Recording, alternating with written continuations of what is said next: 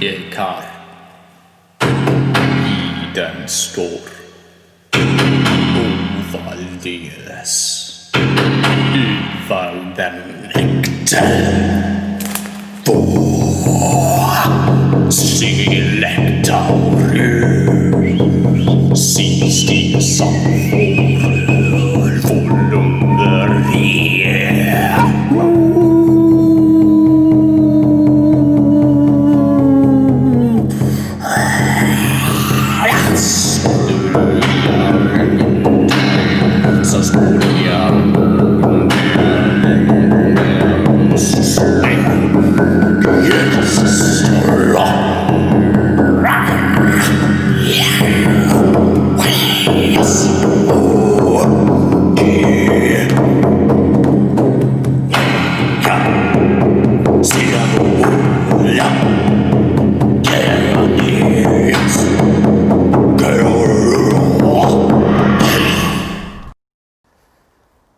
Hello my good friends, how are you?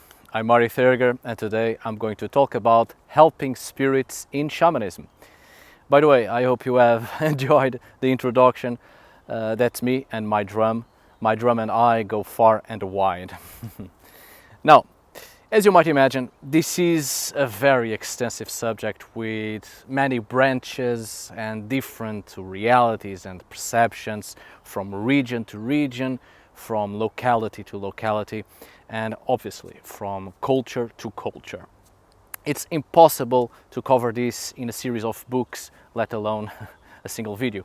But I will try my best, and I will obviously summarize a lot and try to focus on the main idea.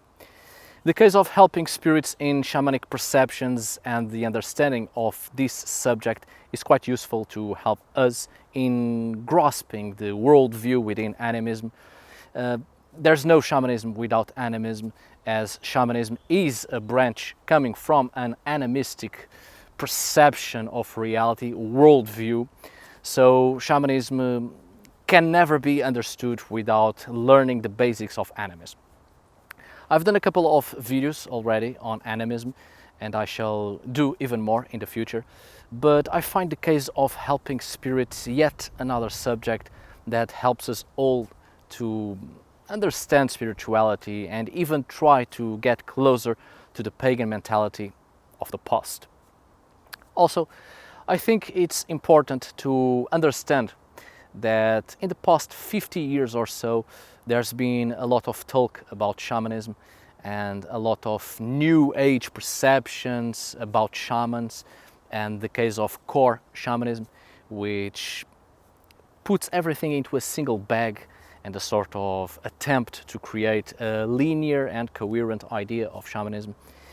Shamanism is not a static conception, and you cannot turn it into a religion with specific dogmas and rules and canons to be followed and obedience to a higher authority, be that spiritual or mortal. Certainly, there are many taboos within shamanism, but the way a community deals with the spiritual through shamanic ritual isn't the same way another community deals with it. It highly depends on the fluidity and diversity of the spiritual realities one comes in contact with. Too often we have westernized shamanism. We have transported all sorts of Western religious conceptions, New Age ideas, and highly materialistic worldviews into shamanism. One of the big problems, I think, in the modern studies of shamanism is precisely the lack of understanding of animism. Animism is often put aside or perceived to be primitive, and instead we bring religion into the table to try to understand shamanism. And that is a grave mistake, in my opinion, as animism is the complete opposite of religion, and religion doesn't even fit into an animistic worldview.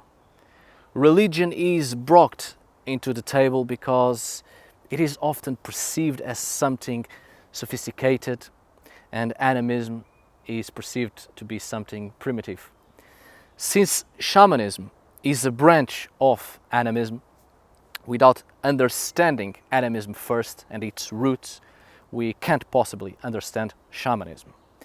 So please do have that in mind and well, keep an open mind for what shall be said in the next couple of minutes. Also, if you go into a Facebook group about shamanism, there are many. You will find around 800,000 members and all of them are shamans these days. Everything is so simple and easy. This not only is a great disrespect for shamanism itself, but it takes away the true understanding of it, and therefore no particular value is given to it, and it rapidly turns into something shallow and laughable. So please keep an open mind, as this video is about helping spirits in shamanism under the animistic world-view and not New Age Western religious conceptions. I'm specifically asking you to have an open mind concerning this because shamanism is very good and pretty on the anthropological and archaeological point of view, obviously, but I want to get past science this time concerning this subject, obviously, and I'll do my best to share with you what I consider to be important information in the understanding of helping spirits in shamanism. So with no more delay, please, let's get started. Among the Chochi people, the inhabitants of the far northwestern Arctic region of Siberia, they have a saying that goes like this: all that exists lives. This is the fundamental characteristic of animism, the basis of this mentality. In almost every shamanic community which retains more of animistic perceptions and fewer religious conceptions, there is the belief that everything is alive and has a spirit. In the case of the helping spirits, they can either be entities living in the other world, when the shaman, through a series of ritualistic practices, undergoes a process that leads to out-of-body experiences, and so the shaman encounters such entities, or they can be spirits that can inhabit the very world we live in, all around us, within a rock, a tree, a river, a lake, even within our very homes. An helping spirit can be an entity willing to help the shaman and occasionally attach themselves to the shaman for a certain period of the shaman's life. Or an entity forced to do that sometimes. Or simply spiritual entities that appear sporadically, offering advice or guidance. Spirits of place may be easier to have contact with, and just as we can visit their homes, so they too can cross into our own space of existence. Spirits can even live inside objects, just as they can live inside natural things of the world. But just because they live within something doesn't mean they have the form and appearance of that in which they inhabit. This is perhaps the first point to take into consideration. In our Western societies, due to a dozen centuries of trying to figure out the meaning of the soul, we have built a very concrete perception of the spirit, a soul-like mirrored image of the person or animal it belongs to, sort of a ghost with the resemblance of its former physical body. But in animism, it isn't so. The spirit of something has many and various forms, which do not always bear any relation to the physical object or living thing it represents. So the spirit will and can adopt a form that the shaman will recognize. Encountering spirits, be in this world or in the other world, they never appear as we imagine them to be or as we expect them to be. For instance, just so you have a simple example in mind to illustrate this, the spirit of a tree may appear as a dog, or the spirit of a rock may appear as a bird, or even resembling a person. Or they can even appear in forms and shapes unfamiliar to us. But the shaman will recognize, due to the contact it has with it and getting to know the spirit entities. Spiritual entities in an animistic worldview are far from being static, and not at all entities with a single specific constructed and familiar image, but rather the spirits are much more fluid and adapt to the circumstances and to the different realities. The helping spirit of the shaman, or the various helping spirits, don't usually directly come forward and tell the shaman that it or they are the shaman's helping spirits. In the initiation of the shaman, and after several successful attempts in communicating with the world of the spirits, the shaman will be aware of several spiritual entities. The helping spirits of the shaman are usually spiritual entities that mark their presence more often than the rest. It is a spiritual entity that makes an approach, and the shaman gets familiar with the appearance of that specific spirit, or gets familiar with the essence of that entity, what it feels like, sounds like, the way it acts and wonders about. That's what marks the main difference between a helping spirit and any other spiritual entity. Its willingness to help, obviously, and the attempts it makes to getting itself be known to the shaman. It's not the shaman that seeks the helping spirit, but it is the helping spirit that progressively lets itself be known. After that, surely the shaman indeed will seek its helping spirits, when the shaman is already familiarized with them, and not before. What is perhaps important to take in mind as well in here is that a helping spirit isn't a dead thing. It isn't a ghost living in the realm of the dead. The helping spirit is a living entity, and its natural existence is being a spirit living in its own reality. In truth, the shaman is the strange element within the reality of the helping spirit. So the helping spirit has to get used to the shaman as well, and vice versa, obviously. There is a symbiotic relationship that is built between the helping spirit and the shaman. And this happens with every other spiritual entity living all around us. They are not dead things or ghosts. Rather, they are entities with their own consciousness, their own behavior, way of being, and living in their own reality.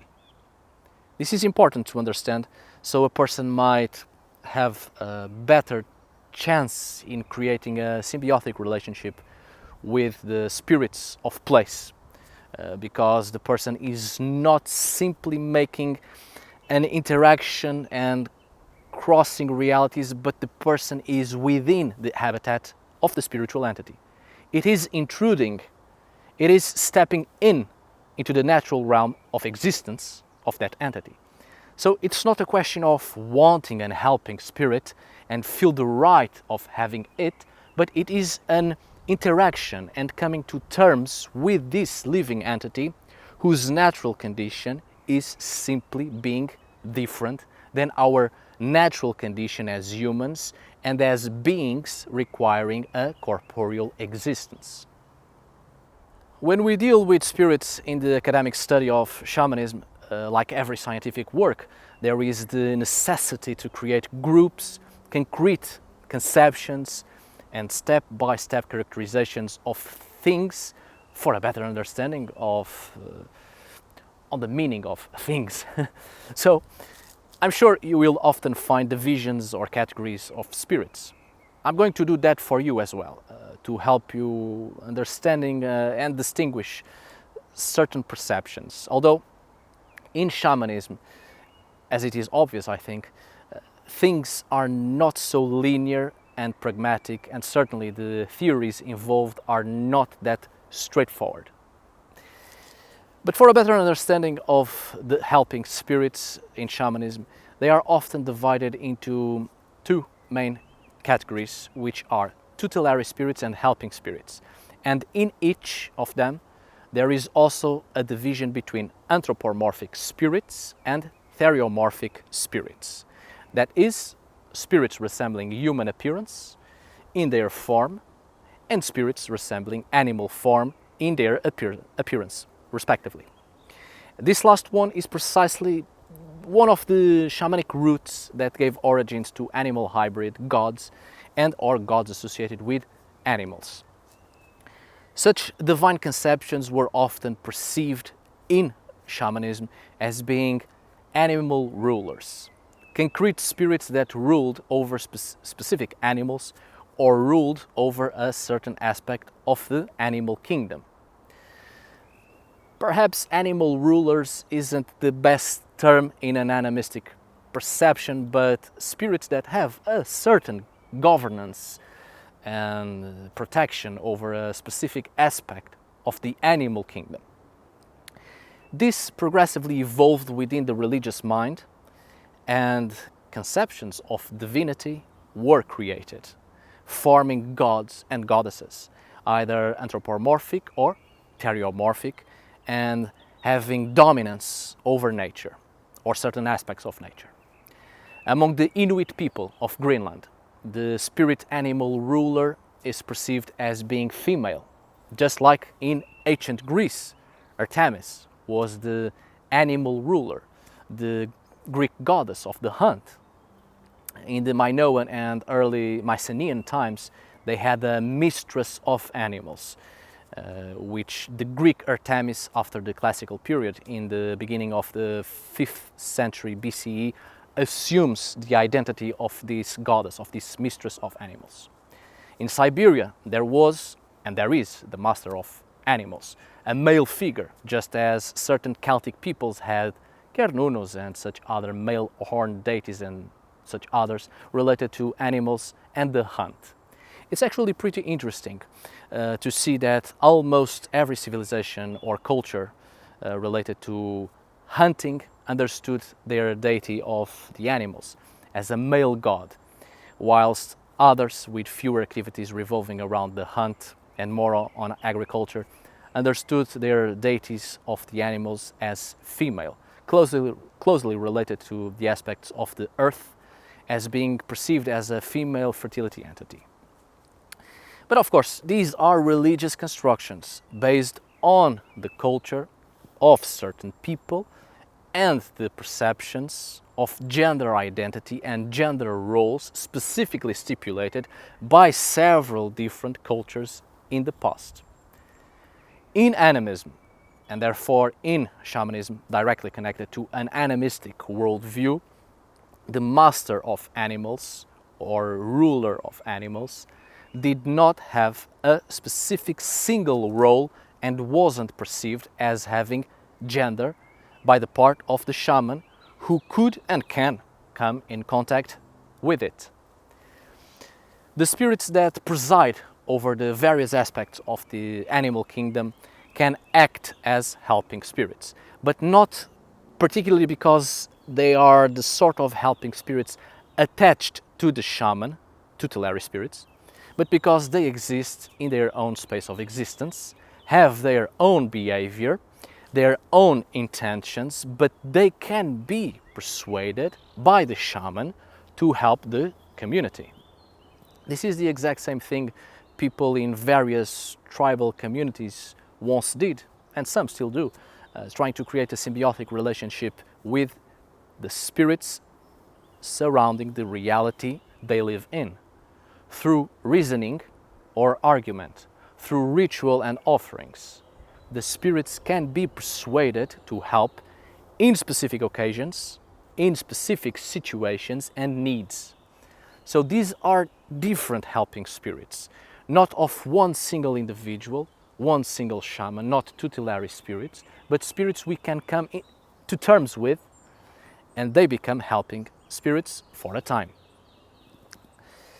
This is the same example I have given in some other video, I don't remember, but the interaction of the Sami shaman, the Noaidi, in relation to the spirits of fish or of a specific body of water where the Sami community gets fish from. Among the Sami, it was custom to give offerings to a Seiri stone or Seiri altar, which are usually either natural rock formations with strange and unusual shapes or stone sculptures to which the Sami would give offerings to. For instance, fish was the primary sacrificial element serving as a form of communication between the human community and the divine or spiritual in general. So the Sami would grease Seiri stones with fish oil in order to ensure present or future fishing luck. The Sami no Aidi, shaman, counted the fish among his spirit guides, which helped him to travel through submerged realities to reach lower worlds.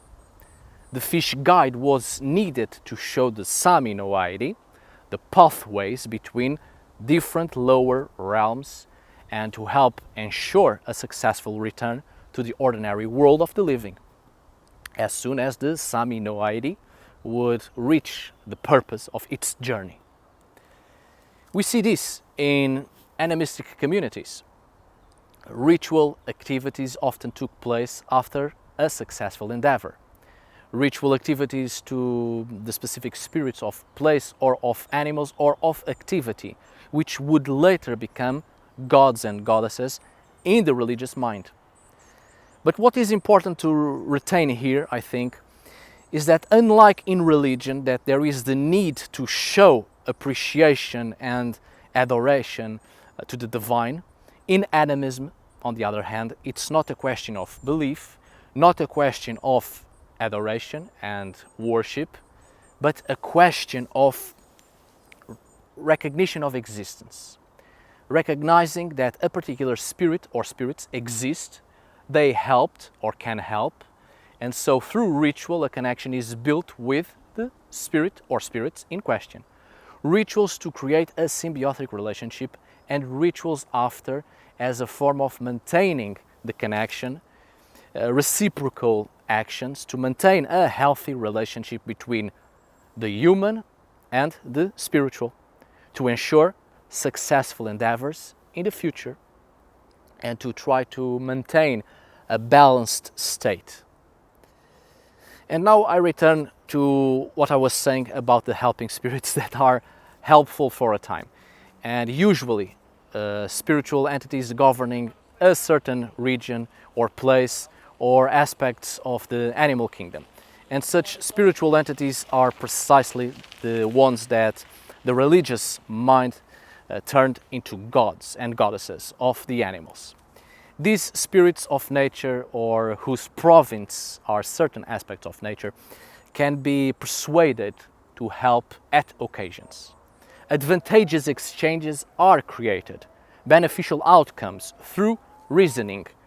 A bargain is struck under the terms that are both suitable or beneficial to the human and the spiritual, to ensure survival, sustainability on both parts. If the hunting of an animal was needed, something should be given in return. A spirit for a spirit. You understand what I'm saying?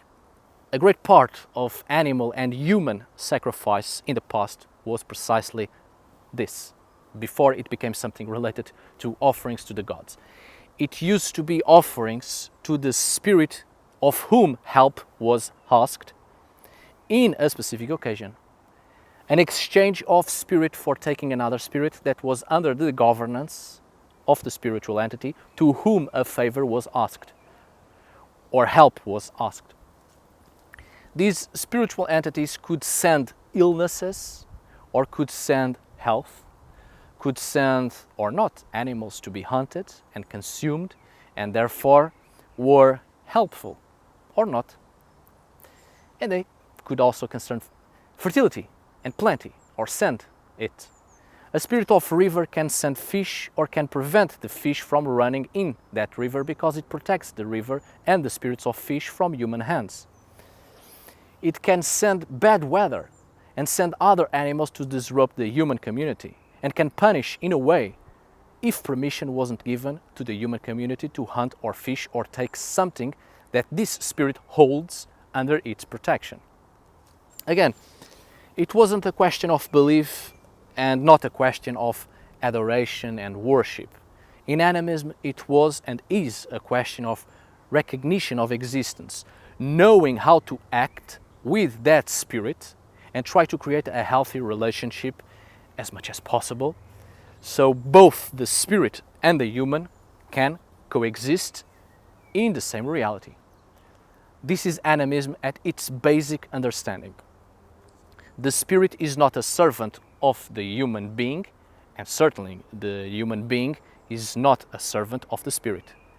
It all goes down to interaction, recognition of existence, adaptation, and creating a symbiotic relationship. I'll have a video for you in the near future concerning this precisely, but for old Norse animistic beliefs and the spirit populations.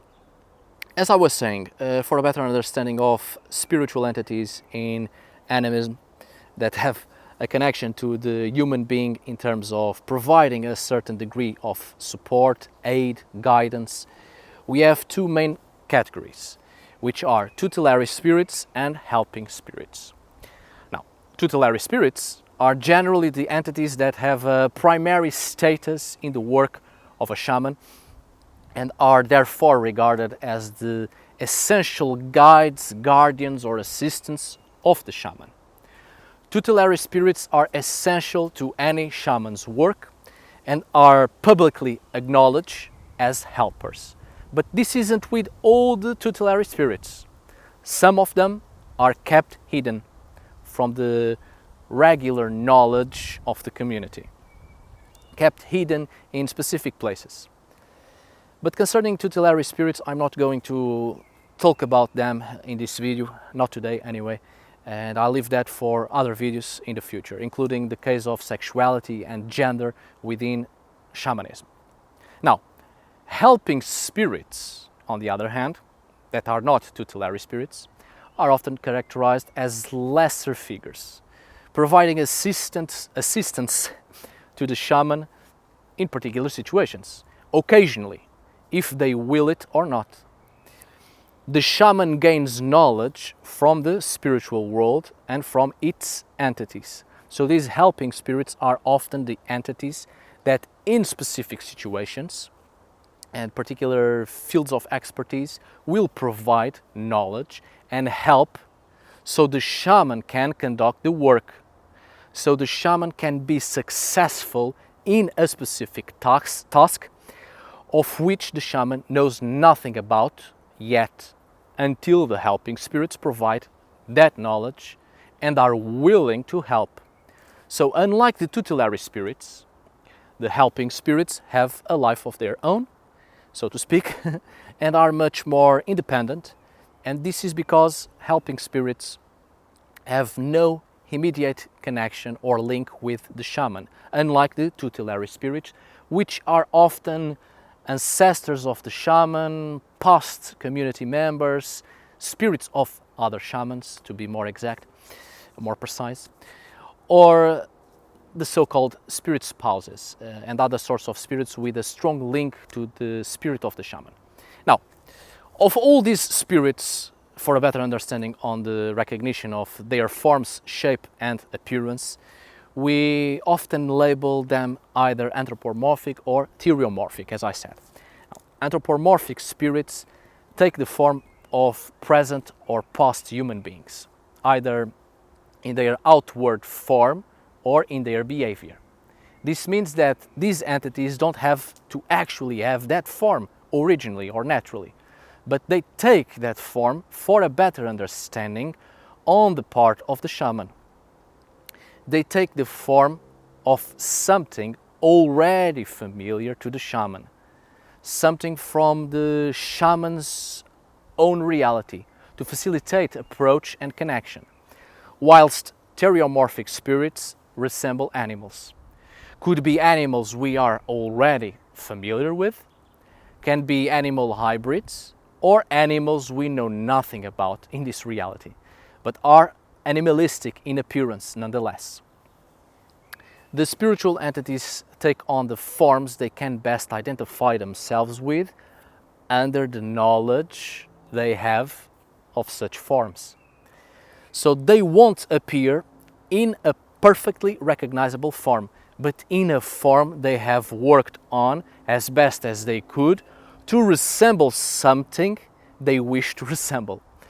Because the spiritual entities do not exist in the same reality we live in, or rather, they can exist in this reality, but they are from parallel existence. This is like a human being that needs to go into the ocean and blend in, not the natural habitat of the human. So the human takes on a special suit, a special form, and tries to adapt to that reality as much as possible to wander about. Or the human goes into space and takes on a special suit as well. It looks anthropomorphic, but the appearance isn't quite human, you see? So the same thing kind of happens with helping spirits.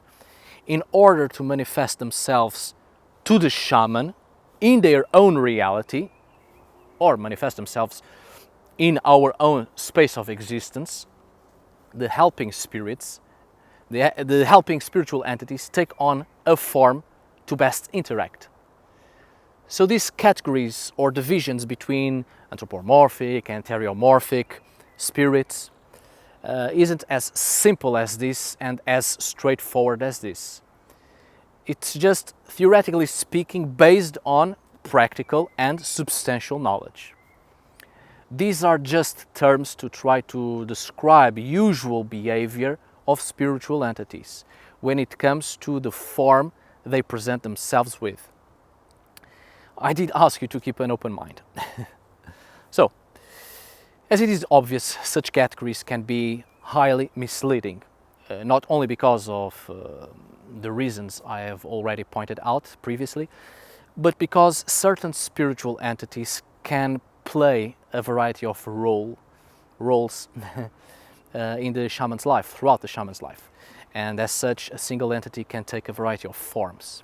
A spirit can be a mixture between human and animal forms, or take on the form of a completely different sort of entity altogether. Because they can also take the form of objects, natural features, a specific disease, a celestial body. We are not dealing in here with regular human perception. And as I said before in other videos concerning animism precisely, more often than not, it's actually a question of limited perceptual abilities that prevents the human being from understanding the spiritual sphere, the spiritual existence and its ecosystem. Because this is an entanglement of perceptions, and it gets extremely confusing for the human brain to process information it doesn't know anything about. Information the human brain isn't familiar with. What lies in the human brain, such information comes through regular means, through senses, through vision, hearing, feeling, tasting, smelling. So when new and unique information presents itself by unconventional means, the human brain creates illusions, trying to create an image out of the information it already possesses. But this, of course, when we deal with the spiritual reality in our own field of perception. On the field of perception of out-of-body experiences, or indeed perception in the spiritual existence, the perception is completely altered. And the information we can gather and what we experience in there comes in a totally different manner, which thereafter the physical person and its brain will have a hard time trying to process that information, because such experiences were not taken in the physical or by the physical, but out of the physical. So it's information that came from outside the reality of the human brain, outside the reality the human brain is familiar with. So indeed, it's a question of limited perceptual abilities due to the obvious and natural limitations of the physical self. I hope I've made myself clear. I am having a hard time choosing the words, the correct words, and carefully, so I won't sound like a complete lunatic and yet transmit to you useful information to help understanding all of this. Take in mind that concerning spiritual entities and their presence expressed to the human is something much more fluid. There is a strong fluidity of the spiritual form because it is not obliged to respond to the specific canons that construct the matrix of our own reality. So it obeys to the canons or laws of its own reality and acts accordingly in the required way between realities. It acts in a specific way according to the transition or shift of existences. The same thing happens with the shaman. In order for the shaman to exist and walk in the spiritual existence, the shaman must take on a specific form in order to exist under those circumstances. Take the example of the Sami Noaidit again, the Sami shamans. They tend to rely on a combination of anthropomorphic and theriomorphic helping spirits. The Sami Noaidit need the help or advice or supernatural assistance of specific human-like spirits, and so they summon those spirits by means of a spirit bird. The Noaidi also requires the help of animal or animal hybrid spiritual entities, which can be in the form of a reindeer, whose main concern is to protect the Noaidi during spirit journeys, or spirit fish, as I said before, that guide the Noaidi in the subterranean world of the dead. For instance, when the Noaidi is under attack from various other spiritual entities, an anthropomorphic female attendant spirit assists the Noaidi. And this last one, enters in the category of tutelary spirits and also anthropomorphic spirits. Now, this was just one example. Of course, it's not as simple as this. It's much more fluent and highly depends on the situation or specific task to be performed. You might be wondering, where do the gods fit into all of this? Well, they don't. A shaman is someone who has immediate concrete experiences with spirits, and such spirits can also be what we often place in the category of gods, divinities, or semi-divine entities. As I said, the shaman establishes a relation of familiarity with the spirits, which is why we often call the shamans helping spirits as familiars, helping spirits, assistant, and even guardian spirits. Familiar spirits, guardians, and assistant spirits are often those helping spirits we place in the category of tutelary spirits. And then there are the other helping spirits which are not tutelary but may help if they so choose, because they are not tutelary. They do not have a familiarity with the shaman. Divine and semi-divine entities is something else. The shaman can see the gods, talk with them, pray to them, implore them, but he does not control such entities in any way. So they are not his familiars or helpers. The divines are often invoked, often before a spiritual journey or a shamanic ritual, or better still, the French word séance, session. The shaman invokes particular gods or demigods and other such spirits, either generally known or only known to the shaman. Divinities only the shaman knows and completely unknown to the rest of the people, and to whom the shaman alone offers sacrifice. But all this known and unknown pantheon isn't at the shaman's disposition. as his familiar spirits are and his tutelary spirits are, as well as the helping spirits that may or may not help the shaman, but at least are reachable by the shaman.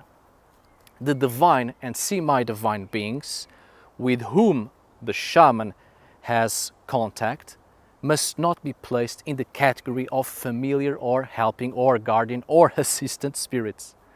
However, these entities, divine and semi-divine, play an important part in shamanism. Understand that divinities in shamanism do not play the role of helping entities.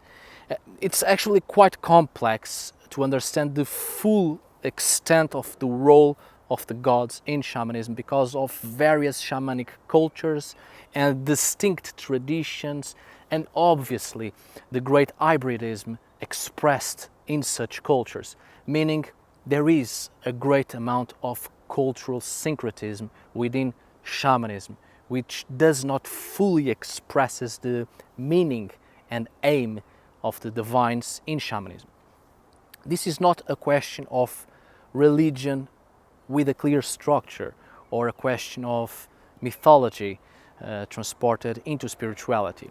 Mythology is not religion and it isn't spirituality either, because in the spiritual panorama nothing is straightforward, nothing is linear with specific understandings.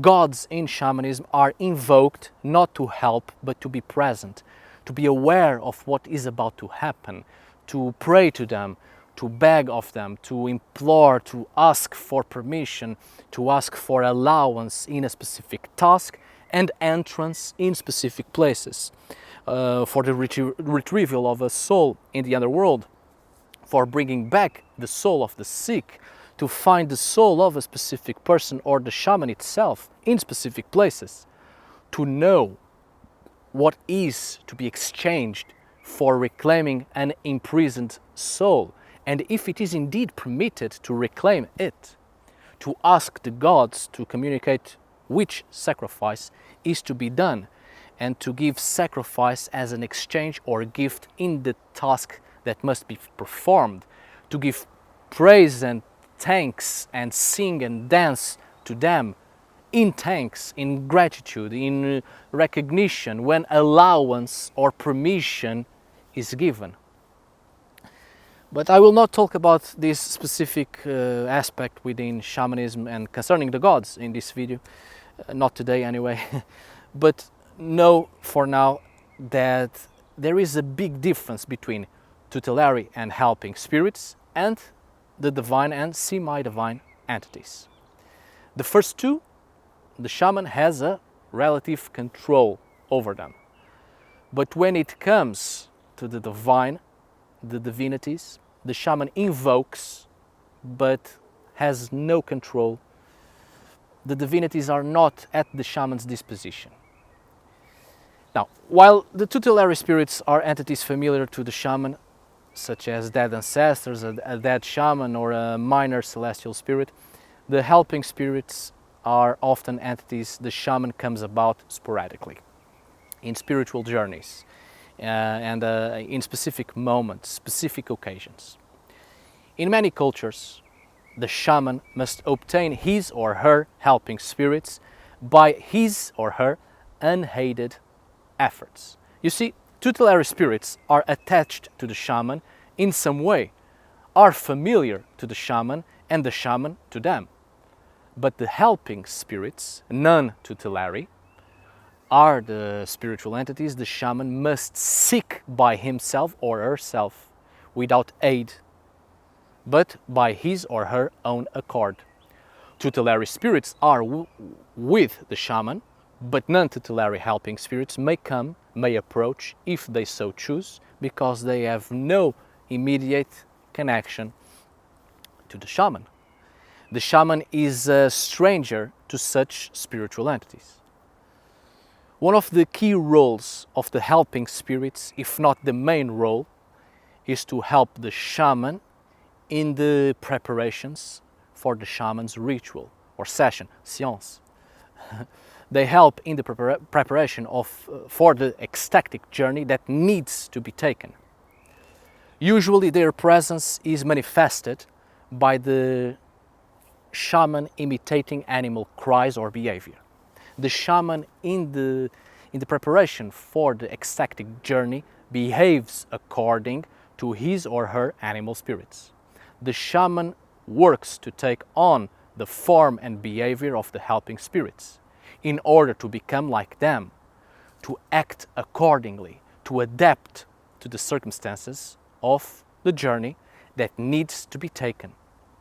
In other words, what the shaman is doing is taking possession of its own helping spirits. The shaman turns himself or herself into its own helping spirits, just as the shaman achieves a similar result by putting on a specific mask or a dress, or having a specific action, or a dance, or a song. It's a change of identity, putting on or acquiring a new identity. Shape-shifting, assuming the shape, form, and appearance, and assuming behavior. But more on animal helping spirits some other time. Alright, my dear friends, I hope you have enjoyed this video. Thank you so much for watching. See you on the next video, and as always, tack för idag.